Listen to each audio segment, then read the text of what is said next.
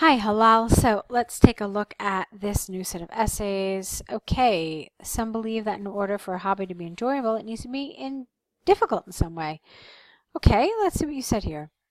It is argued that a hobby needs to be complex in order to enjoy it. I completely disagree with this said narrative. It's not a narrative, it's just a statement, okay? Owing to the fact that hobbies involve individual likeness. I don't know what you mean here by likeness. I think you mean a different word here, but I'm not sure what word you mean. Among other factors, as such, these activities are not linked to the level of difficulty to be enjoyable. Okay, fine. Okay. There are many different types of hobbies taken up by people, and these activities can be very simple in order to be enjoyable. Hobbies provide a source of mental relaxation and satisfaction for an individual in contrast to a tiresome activity.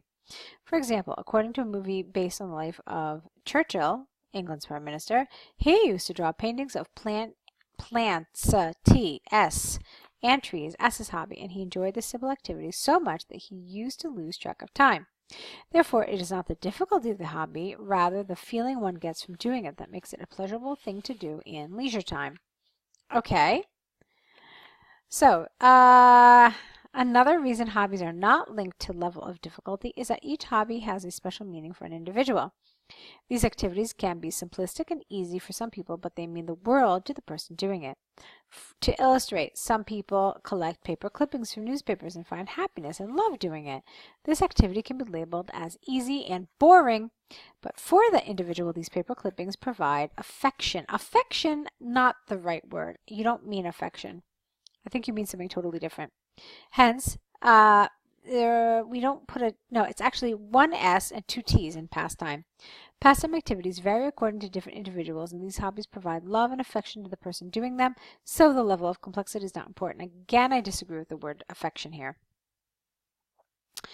To conclude, hobbies provide mental relaxation, satisfaction, and affection. There's the third time you're using the word, and it's the third time I'm going to disagree with it, to the people doing them, and as such I believe simple activities can equally provide such attributes in contrast to complex abilities. Yeah, you used as such only twice. Thank you. Let's see. It was well written. You could see that I got through it really quickly. I didn't halter. I didn't stumble. It was what we call an easy read.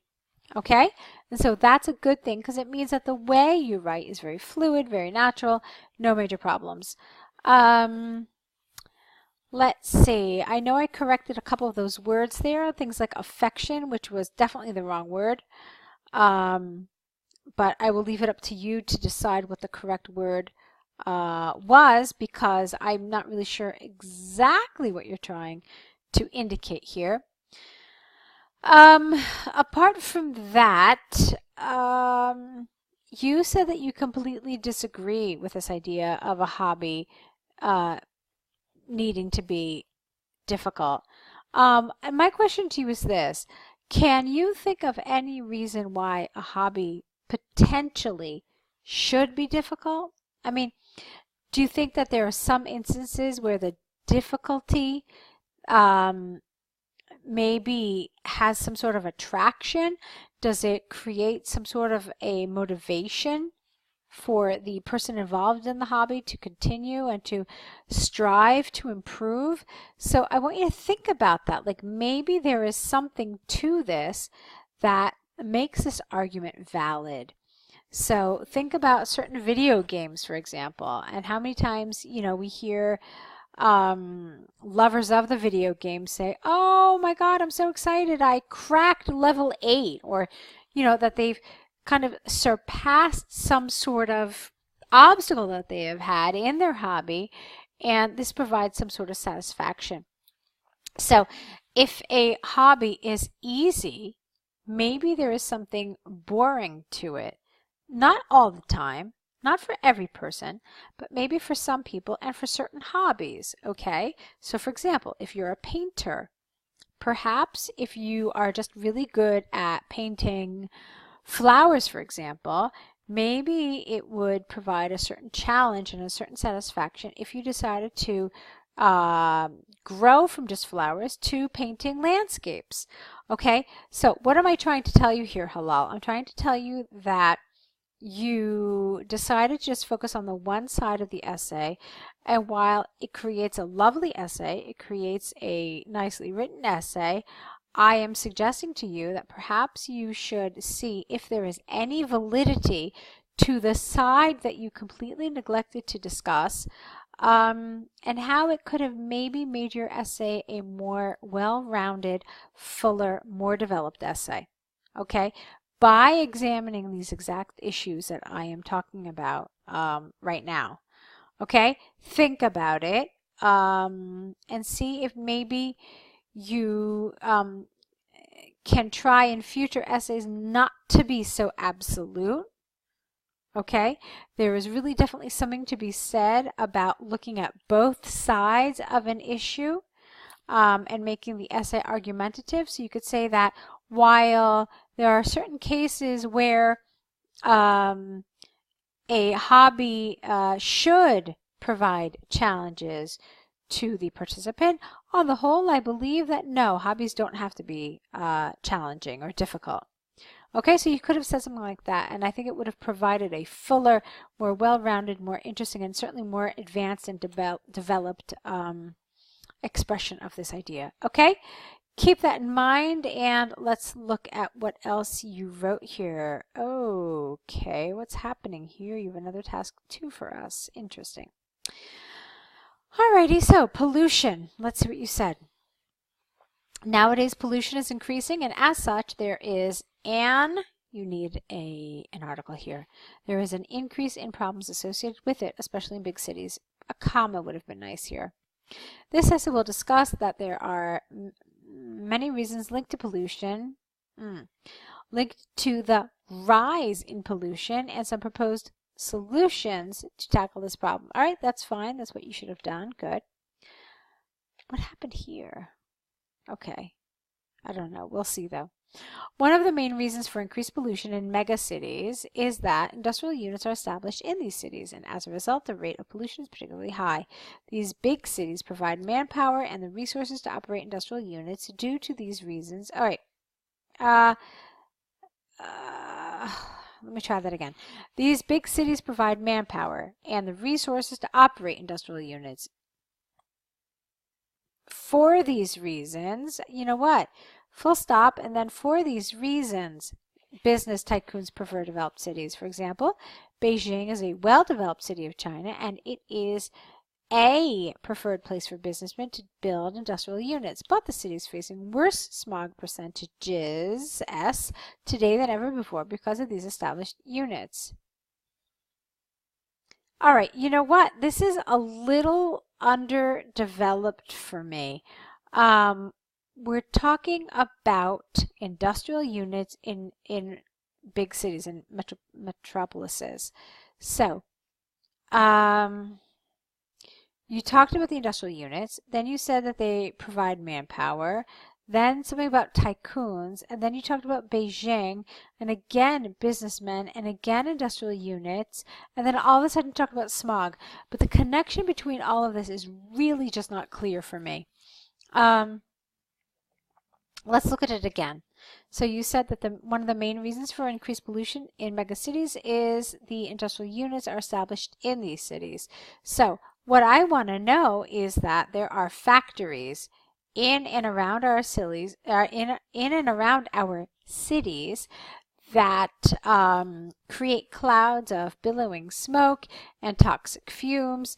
And because of the landscape of the city with its skyscrapers, etc., all of that toxic air gets trapped and is not released further away from people and from the nearby atmosphere. So you needed to get a little bit more into more specifics. Okay, I felt like this was underdeveloped. I felt like there weren't clear links between some of your ideas and where you were going with this, really. Okay, let's see what you did here.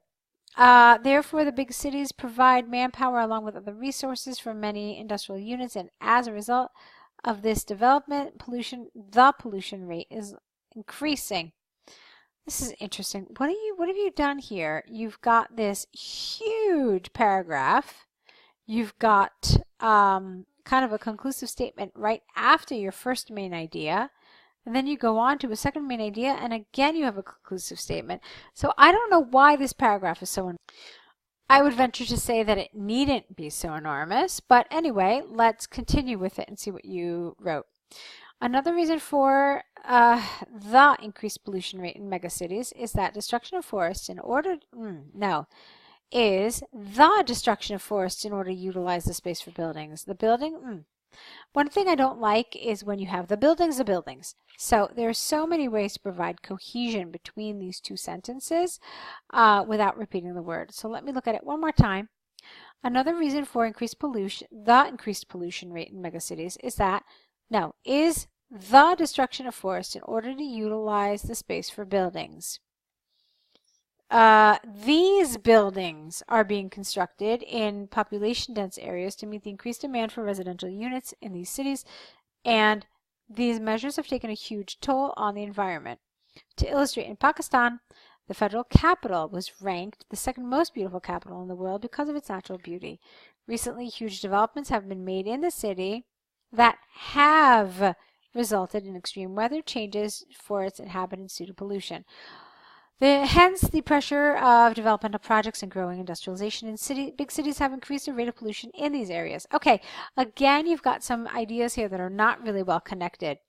So you talk about these this demand for residential units, then all of a sudden you're telling me how beautiful the federal capital in Pakistan is, and then you're telling me that changes to the capital have created weather changes. And then you're saying this conclusive statement. So these ideas are not really well linked, okay? So how can I put it to you in a way that's maybe more clear?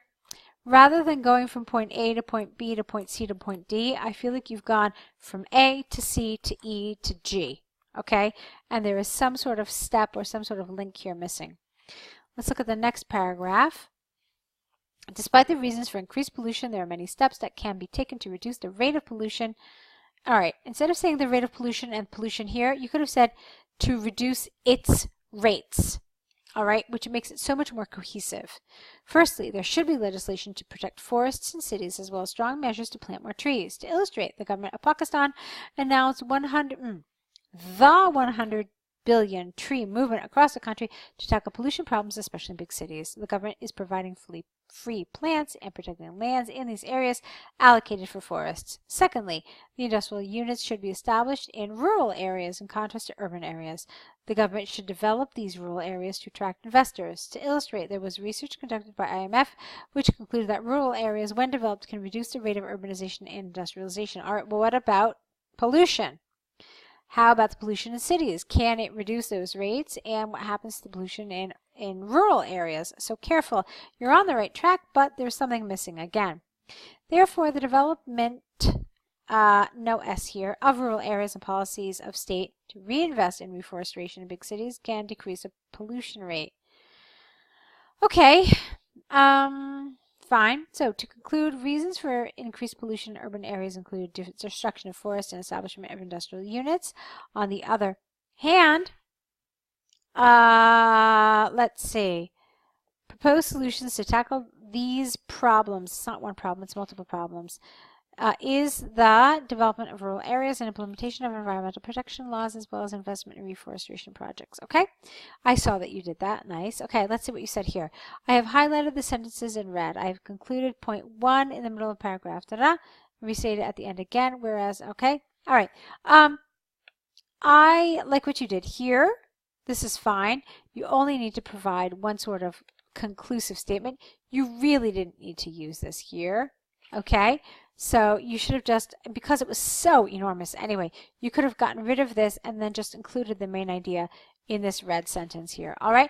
I hope that makes sense. I hope that's clear. So keep up your good work. You're doing very well. And let's meet back here with your next set of essays. Okay, hello. Good luck.